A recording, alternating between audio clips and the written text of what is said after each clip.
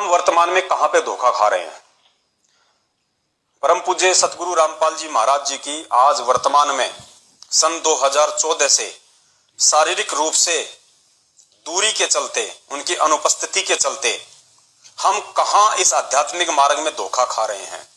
हम किन लोगों के पीछे चल के अनजाने में या जानबूझकर हम इन समस्याओं से घिरे हुए हैं।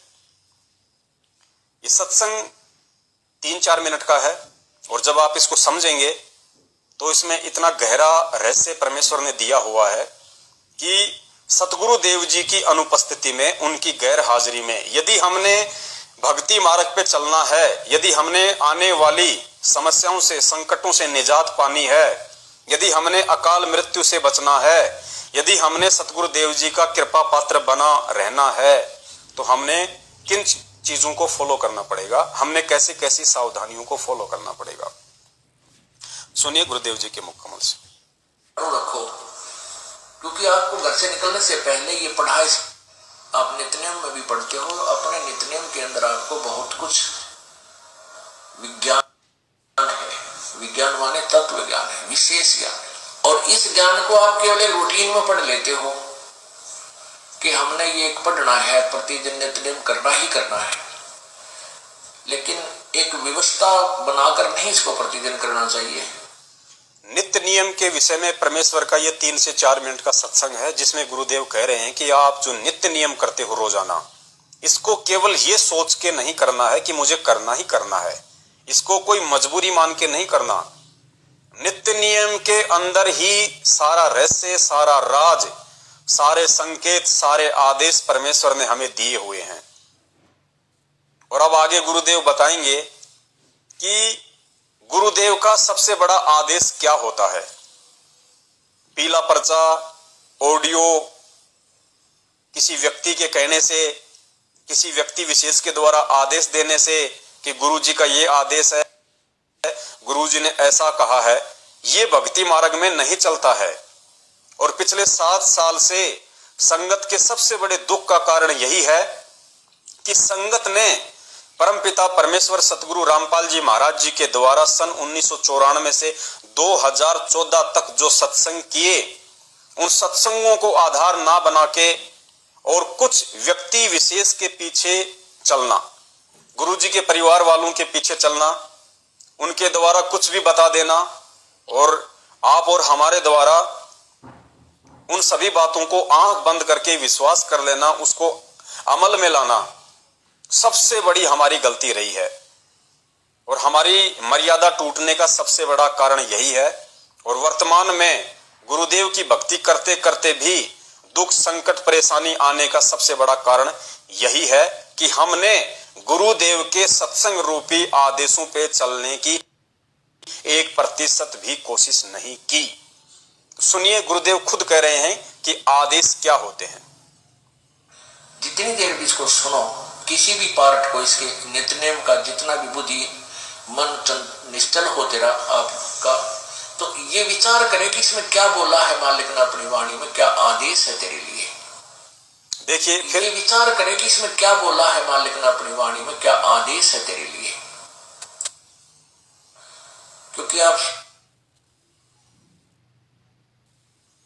अब देखो कितनी बड़ी बात पूज्य गुरुदेव जी ने बताई है कि जब भी आप नित्य नियम करो और जितनी भी देर आप नित्य नियम करो, जब तक आपकी बुद्धि मन निश्चल हो, इस वाणियों पे जब तक आपका मन ध्यान हो, आपका मन केंद्रित हो, आपका ध्यान इन वाणियों में जब तक है, तब तक जो वाणियां नित्य नियम में गुरुदेव के द्वारा हमें समझाई जा रही हैं बोलकर, उन वाणियों में क्या आदेश है आपके लिए, यानी सतगुरु का आदेश क्या है, यहां गुरुदेव ने बता दिया कि इन वाणियों से आपको यह निष्कर्ष निकालना है कि पूज्य गुरुदेव का मेरे लिए क्या आदेश है।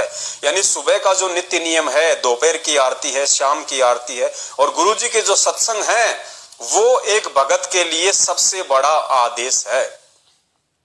जिस प्रकार ट्रेन बिना पटरी के नहीं चल सकती, कोई कितनी भी कोशिश क्यों ना कर ले, चाहे कितनी अच्छी रोड क्यों ना बना दी जाए, ट्रेन बिना पटरी के नहीं चल सकती, क्वाइट इम्पॉसिबल। ठीक उसी प्रकार अगर कबीर परमेश्वर के भक्ति मार्ग पे अगर किसी भगत ने मोक्ष प्राप्ति के लिए भक्ति करनी है, इस मार्ग पे चलना है, सतगुरुदेव जी से लाभ प्राप्त करने हैं, उनका कृपा पात्र बने रहना है, तो आपको सतगुरुदेव जी के सत्संग रूपी पटरी पे चलना ही पड़ेगा।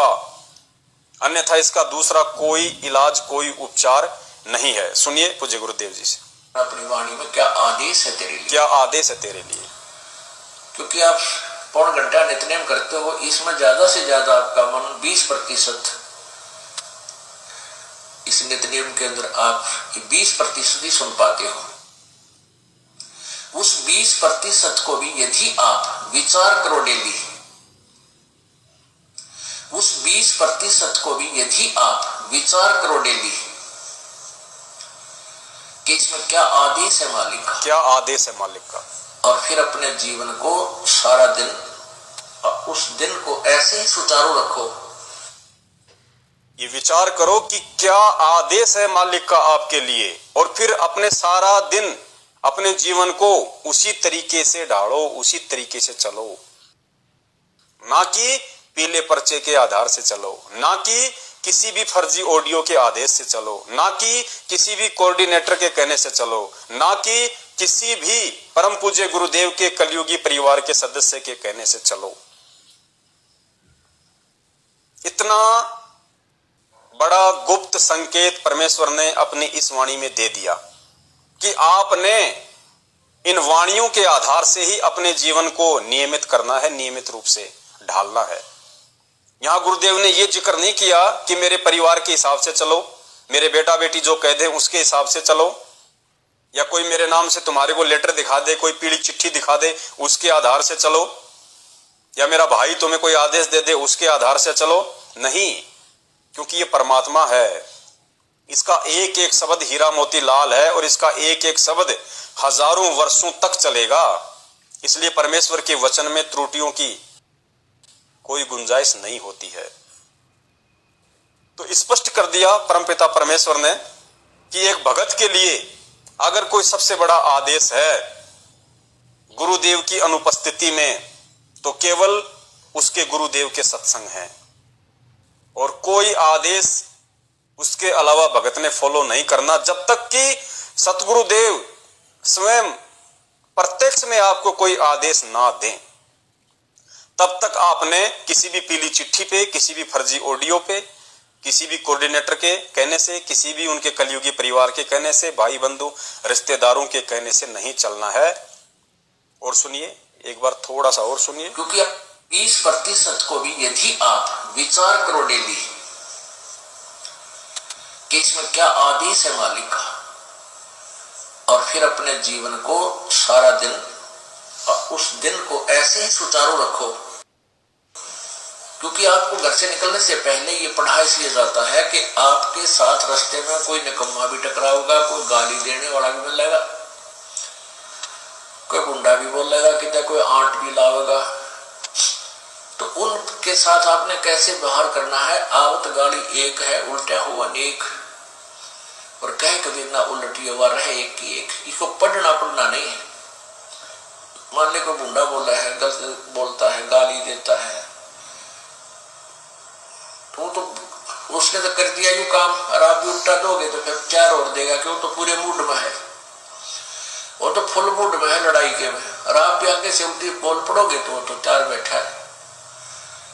जब मैं साथ क्या उनका मुकदमा रोज कर लेते दिन भर। तो कहते परमात्मा आवत गाली एक है, उल्टा हो अनेक, और कहे कभी ना उल्टी हो रहे एक का एक। अब देख आगे कितनी प्यारी बात कही है। गाली ही से उपजे कलह, कष्ट और मौत, मृत्यु तक तो पहुंच जाती है एक छोटी सी गाली। गाली ही से उपजे कलह, कष्ट और नीच, हार चले सो संत है, लाग मरे सो नीच। हम भगत भी है, और दूसरा बुंडा अच्छा बोल रहा है, और उसने मान ले किसी कह दिया, हमने उसके 2 तड़ाक धर दिए, उल्टे भी बोल दिए, फिर वो मारण पर उतारू हो गए, फिर हमने ठोक दिया। हो सकता है आप उसे तगड़े भी और अच्छा भी संभाल दो, फिर आप में उसमें कसर के रहेगी। आप तगड़े भी हो और आपसे हल्का आदमी भी आपने बूढ़ा अच्छा बोला है, उसने बालक समझ के, एक अनजान है, उससे बचो। उसने बालक समझ के, एक अनजान है, उससे बचो। तो इन नित्य नियम करने का डेली हमें जो पाठ करते हैं, इससे ज्ञान यज्ञ तो होता ही है।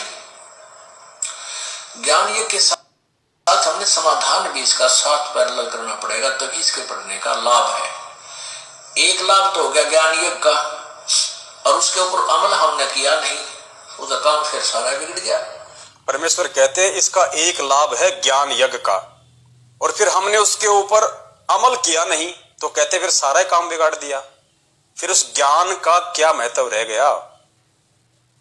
आपको परमेश्वर की वाणियों के विरुद्ध, आपको परमेश्वर के वचनों के विरुद्ध, परमेश्वर के सत्संगों के विरुद्ध, परमेश्वर के आदेशों के विरुद्ध आपको कोई भी व्यक्ति, जिस प्रकार सतलोक आश्रम मैनेजमेंट हरियाणा विशेषकर वही संगत को भ्रमित कर रहा है काल प्रेरणा से, अन्य कोई व्यक्ति किसी प्रकार का कोई आदेश मनमुखी रूप से संगत में पारित नहीं करता है।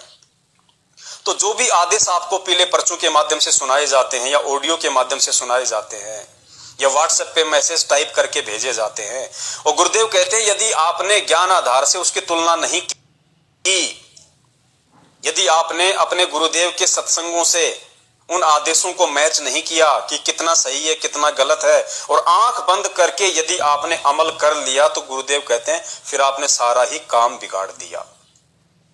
यानी सत्संग सुनने का फिर कोई मतलब शेष रह ही नहीं जाता है। सुनिए थोड़ा सा पूज्य गुरुदेव के मुकम्मल से। ज्ञान यज्ञ के साथ हमने समाधान भी इसका साथ पैरेलल करना पड़ेगा, तभी इसके पढ़ने का लाभ है। एक लाभ तो हो गया ज्ञान यज्ञ का, और उसके ऊपर अमल हमने किया नहीं, उसका काम फिर सारा बिगड़ गया। तो कहते हैं ये बातें कहन सुन की नहीं भाई, ये कर पाड़ने की है। ये बातें कहन सुनन की नहीं, ये बातें कर पाड़ने की हैं। अब आप में से कितने भक्तों ने खाली कहने सुनने तक सीमित रखा, और कितने भगत इन वाणियों को कर पाड़ गए? तो जाहिर सी बात है जितने भी सत्सेवक भाई बहन हैं, जो पिछले 6 वर्षों से केवल अपने परमपिता परमेश्वर सतगुरु रामपाल जी महाराज जी के सत्संग रूपी आदेशों के अतिरिक्त किसी भी अन्य व्यक्ति की बात को महत्व नहीं देते हैं, चाहे गुरुदेव का भाई हो, चाहे गुरुदेव की भाभी हो, चाहे गुरुदेव का बेटा हो, बेटी हो, रिश्तेदार हो, चाहे कोई स्टेट कोऑर्डिनेटर हो, चाहे कोई फर्जी नामदान संचालक हो, हमारे लिए सब के सब 2 कौड़ी के जीव हैं, और हम भक्ति मार्ग में जीव के द्वारा निर्देशित किए गए आदेशों की पालना नहीं कर सकते, जब तक कि उन आदेशों को हम पूज्य गुरुदेव जी के सत्संगों से, उनके सत्संग रूपी आदेशों से मैच ना कर दें। अगर वो आदेश जो किसी व्यक्ति विशेष के द्वारा दिए जा रहे हैं, जो किसी पीले पर्चे के माध्यम से आप और हमें सुनाए जा रहे हैं, जो किसी ऑडियो के माध्यम से आप और हमारे को बताए जा रहे हैं, या किसी कोऑर्डिनेटर और फर्जी नामदान संचालक के द्वारा हम तक भिजवाए गए हैं, जब तक हम उन आदेशों का पूज्य गुरुदेव जी के सत्संग आधार से निष्कर्ष नहीं निकाल लेते हैं, तब तक हम उन चीजों को फॉलो नहीं करते हैं। और यही इस कबीर परमेश्वर के भक्ति मार्ग की सबसे बड़ी खासियत है, विशेषता है। अन्यथा कदम कदम पे धोखा है, कदम कदम पे काल ऐसी ऐसी सूक्ष्म चाल चलेगा, आप समझ भी नहीं पाओगे कि मेरे साथ हो क्या गया।